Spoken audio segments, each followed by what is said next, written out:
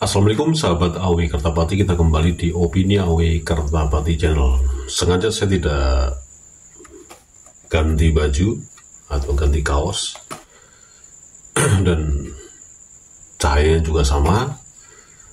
Ini sebetulnya terusan dari konten saya yang sebelumnya, yang menanggapi atau mengulas mengenai sekarang ini harus tingkatkan kewaspadaannya sebagai konten kreator yang masih eksis, masih konsisten, tegak lurus, yang terus membahas mengenai nasab klan Ba'alwi dengan berbagai macam efek-efeknya, akibat-akibatnya, dan jangan sampai itu menjadi blunder. Nah, kita bahas lagi mengenai kenapa sih klan Ba'alwi itu yang menyuruh para muhibin-muhibinnya itu mengulang terus. Saya perhatikan sekali ini akun-akun yang meskipun itu berubah-ubah namanya, tapi kalimatnya sama. Anda perhatikan nih, kalimatnya adalah PWLS cemen, PWLS getabrus, PWLS perjuangan macam-macam lah, yang itu tidak etis untuk dibicarakan. Coba Anda perhatikan lagi bagaimana ya, kita tarik ke belakang, peristiwa ke belakang yang sebetulnya belum lama, kurang lebih 1 atau 2 bulan yang lalu, ketika di Banyuwangi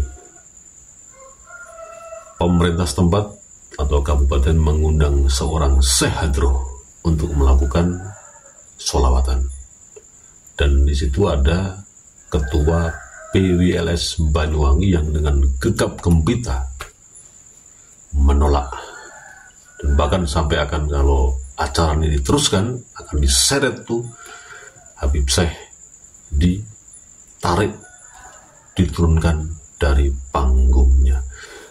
Dan banyak sekali penolakan dan pernyataan-pernyataan dari PWLS. Hajar, blokir, buang, tolak, habisin Syekh Hadroh, kurang lebih seperti itu. Tapi ketika hari hanya, apa yang terjadi?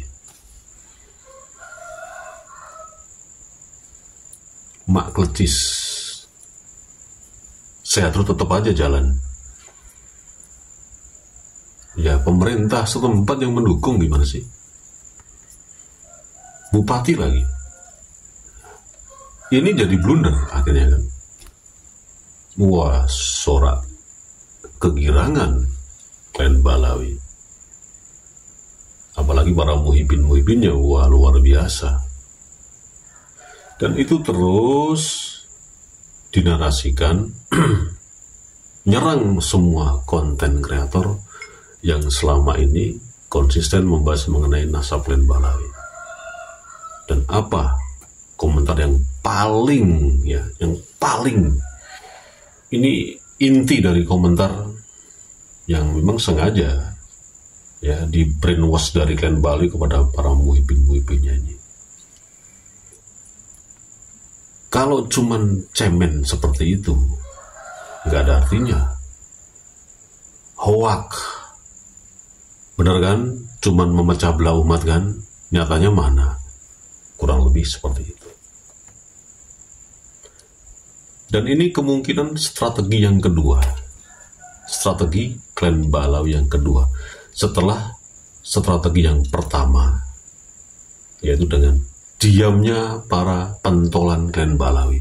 Diam 1000 bahasa, tidak lagi berkoar-koar, mereaksi atau merosting kiai-kiai atau ulama-ulama sepuh yang sepemahaman dengan Kiai Haji Madudin, sepemahaman dengan Gus Fuad Pleret. Mereka diam. Ya, pegundal-pegundalnya disuruh terus bagaimana memborbardir di sosial media, serang itu para konten kreator yang membahas nasab selama ini. Serang dengan kata-kata ini, pemecah belah umat, adu domba, Imad Al-Kaburi, kemana aja lu, debat, ngumpet, dan seterusnya. Itu yang memang digerakkan oleh klan Balawi kepada para muhibin-muhibinnya, tapi klan Balawi sendiri diam 1000 bahasa. Tapi mungkin setelah dipelajari, diulang-ulang, dievaluasi, hasilnya tidak maksimal. Meskipun ya mungkin juga ada beberapa muhibin yang tadinya insaf, balik lagi jadi muhibin. Atau yang tadinya memang membenci sekali habaib, malah sekarang mencintai habaib. Ya seperti yang pada kolom komentar yang suka itu dinarasikan terus menerus meskipun gonta-ganti akun. Artinya strategi diam klan Balawi dievaluasi atau mungkin ditangguhkan. Nah, bikin lagi strategi yang kedua. Apa strategi yang kedua? Coba Anda perhatikan dari kasus di Banyuwangi. Acaranya berjalan kan? Dan ini terus dilakukan. Melakukan lagi acara yang sama. Haulah. Yang kemarin dilakukan di mana? Di Probolinggo ya. Ya, saya nggak sebut namanya ya, tapi terjadi kan, walaupun banyak penolakan. Dan di tempat-tempat lain yang isinya senada, solawatan haul, dan seterusnya. Artinya itulah strategi yang dilakukan oleh klan Balawi. Strategi yang kedua hingga saat ini. Terus membombardir acara-acara solawatan yang sebetulnya misi di bawah itu adalah untuk bagaimana PWLS dan para konten kreatornya seperti saya ini akhirnya blunder. Karena apa? Karena coba Anda perhatikan, penolakan terjadi di mana-mana. Wah, banyak kan? Dari peristiwa Banyuwangi terus. Setiap kali ada Habib atau siapalah yang intinya klan Balawi mau melakukan apa, tolak. Dan kemarin percikan kecil muncul di Talang, Tegal. Terjadi adu fisik antara EPI Talang cabang Petamburan dengan teman-teman yang ada di PWLS yang baru dibentuk, PC PWLS Talang. Ini sebetulnya gimana nih sebetulnya? Motif strategi yang kedua oleh klan Balawi ini.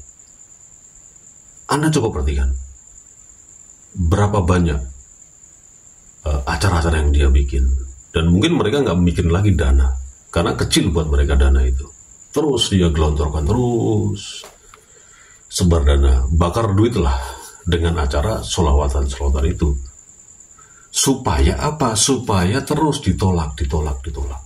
Dan sampai akhirnya percikan kecil itu meletup kecil di Talang kemarin, benturan fisik. Nah, itulah yang dimaui oleh klan Balawi. Benturan antar pribumi.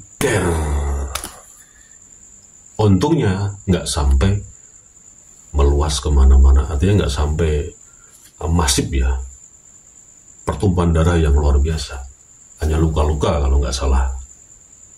Waktu di Talang, Tegal tersebut. Nah, kalau ini nggak kita waspadai lagi strategi yang kedua ini, bagaimana silent majority yang selama ini mendukung pergerakan teman-teman ini, konten kreator dan petinggi para PWLS yang sudah dengan susah payah dibentuk, ya, diproklamirkan, yang dananya aja saling patungan loh. Ini kan akan jadi sia-sia. Makanya beberapa pihak, ya saya nggak sebutkan namanya. Sebentar, saya merokok dulu ya.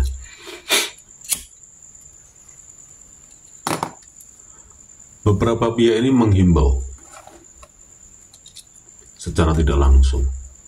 Tapi saya barusan saja mendapat telepon, lama teleponnya. Saya nggak sebut orangnya. Saya ditelepon lama sekali, kurang lebih 1,5 jam ya, terkait dengan strategi yang dilakukan oleh Mbak Lawi ini dan bagaimana sikap kita ini sekarang.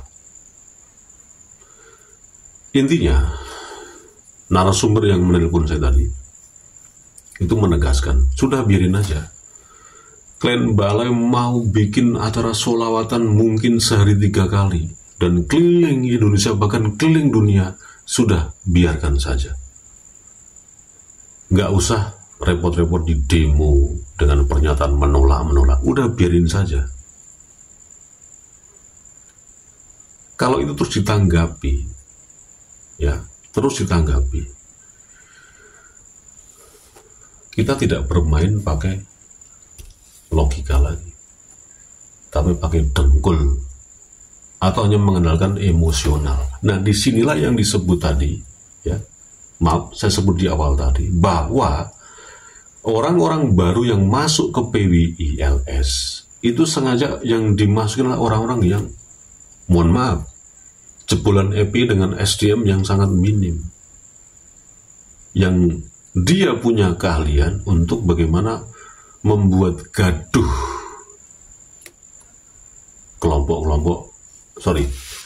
organisasi PW yang ada sekarang ini, dibuat gaduh, disulut amarahnya ketua, terutama para ketuanya, agar terus menolak kegiatan-kegiatan sholawatan para klien Mbak Lawi ini, hingga bagaimana caranya terus dipantik sampai memuncak supaya meledak, chaos, pribumi dengan pribumi benturan, menyebar kemana-mana sampai seluruh Indonesia dan menimbulkan